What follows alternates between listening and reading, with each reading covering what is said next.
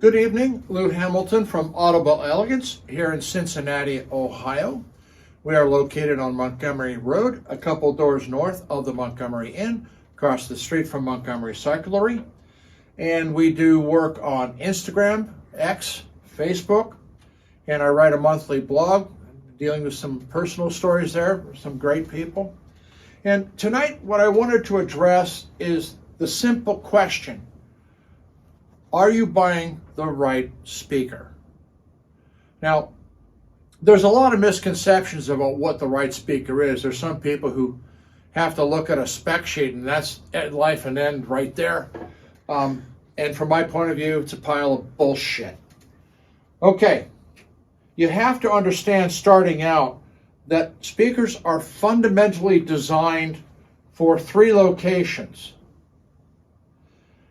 Out in the room, this is what I call a full plane. So we're going back to basic high school physics, so to speak. And a full plane means that the speaker has to fill the area in front of it as well as behind it. This results in the manufacturer trying to get, a flat frequency response, tailoring the crossover in the driver selection so that the speaker performs admirably in this location. So if you think about it in terms of its sound coming off the speakers, guess what? It begins to wrap around like this. Now, there's another little gem, and it's the speaker that has to be positioned close to the wall. And as you can see, it's not a full plane anymore. That's the reason we call this a half plane, because all it has to do is build off the back wall and fill the area in front of it. This requires completely different equalization than what happens to a full plane. And a little later on, I'm going to let you listen to my voice.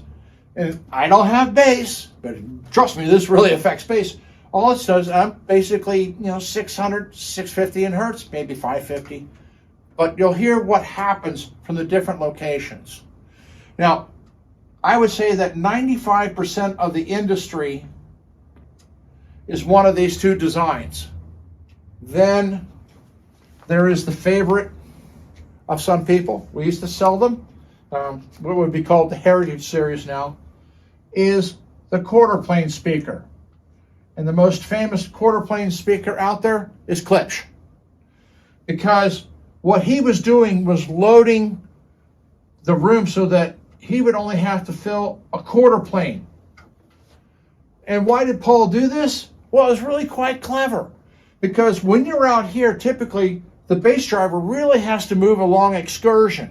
And you run the risk of what's known as intermodulation distortion, which is what you hear. You don't hear THD, okay? People get hung up on THD. It has to be 10% THD for you to hear it, and by then your tweeter's already in flames.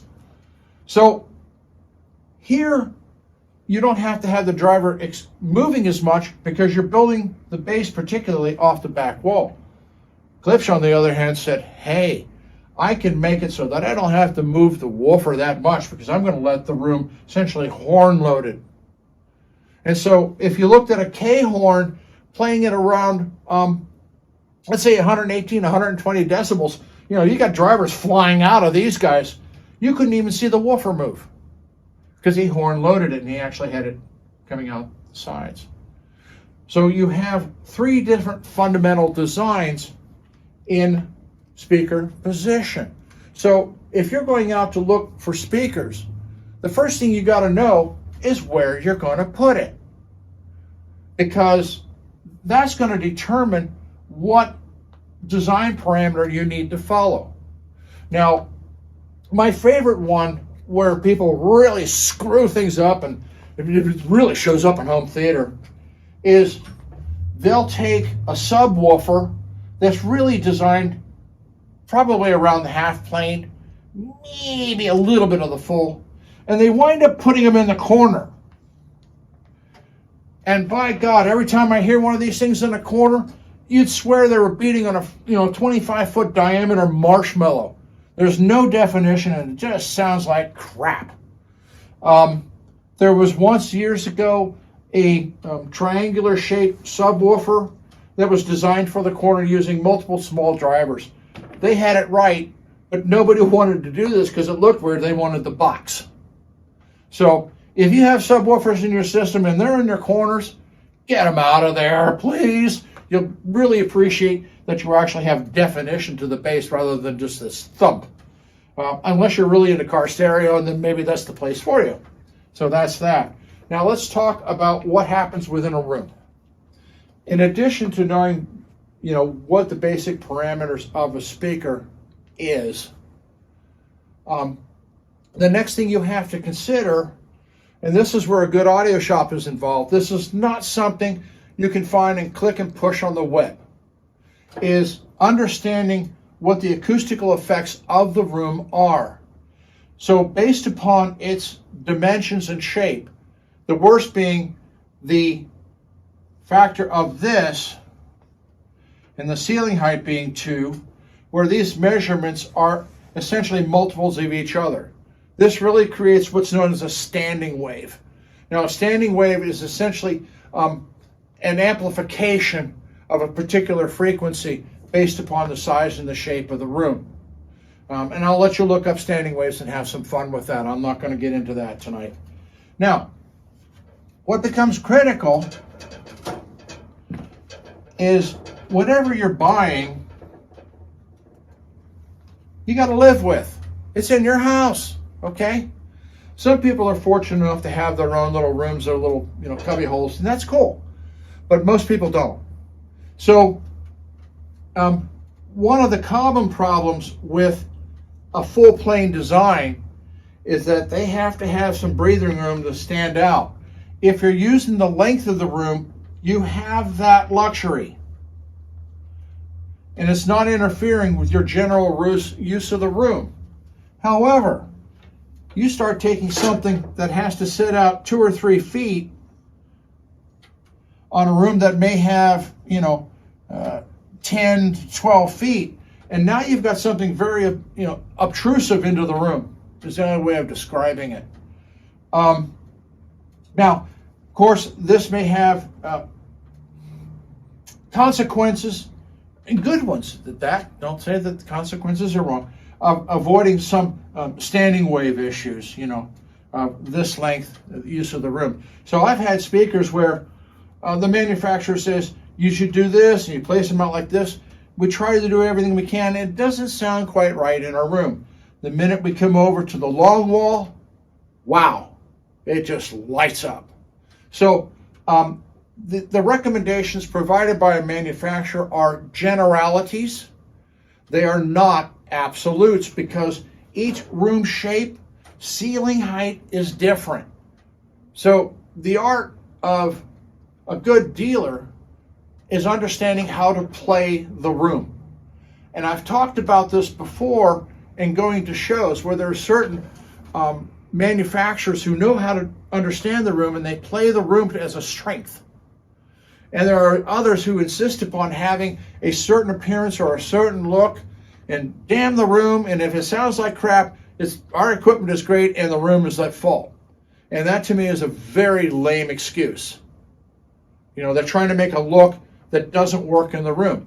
Make the system do what it's supposed to do, sound good. If it's all about look, don't bother plugging it in. Just have it passive and this is what it looks like.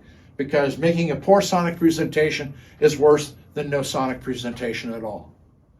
So that's, again, consideration of placement between corner, quarter plane, half plane, and full plane. Now let's show you what happens to my voice. Sorry we have to do a close-up of my ugly mug, but here I am, and I'm standing out in the room as a full plane speaker. So my voice has a certain timbre over the limited frequencies that my voice produces. Now I'm going to go to a half plane mode. Here I am half plane. Now there is some absorption of the reflections of this. Ignore that. Notice how my voice is growing a bit deeper, and there's not as much to the upper frequency in the limited range that I'm working from. And this is a quarter plane. Pardon me, that's a half plane.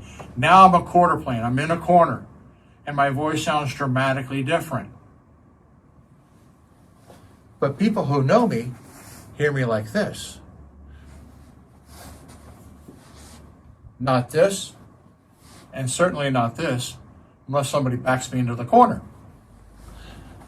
So that is an example of what happens just to mid-range based upon location within the same room. And so again, when you're looking at speakers, you have to consider where these puppies are going to go. There is no such thing as a perfect loudspeaker. I wish there was, because then I wouldn't have to sell any other brand. I would just have one, and it would make my life a lot simpler. But it's not that way at all. And so hopefully this helps you out, and at least when you start out speaker shopping, having an idea of what you should be looking for.